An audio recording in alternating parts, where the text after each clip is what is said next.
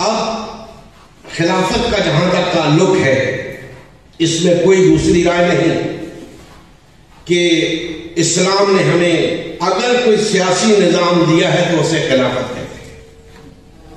اور آج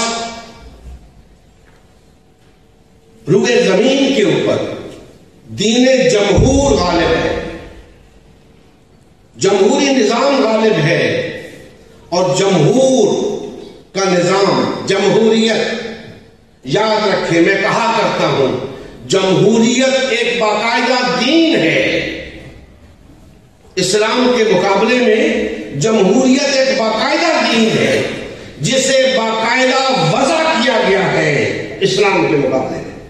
بالکل صحیح کہا۔ لہذا بحیثیت مسلم ہمیں زیب ہی نہیں دیتا کہ ہم جمہوریت کا نام لیں۔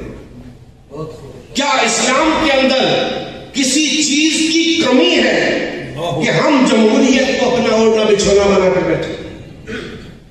جمہوریت کا اسلام سے کوئی تعلق نہیں، اسلام کا جمہوریت سے کوئی تعلق نہیں۔ بے شک بے شک۔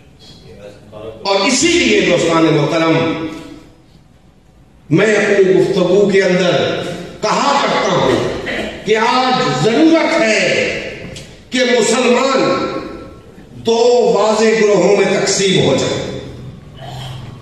گو کہ میں تفریق کا قائل نہیں، لیکن آج معاملہ ایسا بن پڑا ہے کہ اسلام پسندوں کو الگ ہونا پڑے گا، جمہوریت پسندوں کو الگ ہونا پڑے گا۔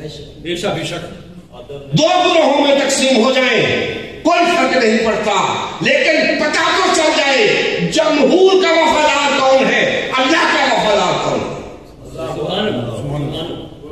ہمیں اپنی وفاداری ثابت کرنی ہے۔ اگر ہم اللہ اور اس کے رسول کے وفادار ہیں تو ہم مسلم ہیں، اگر ہم دین جمہور کے وفادار ہیں تو اسلام کے ساتھ ہمارا کیا تعلق بنتا ہے؟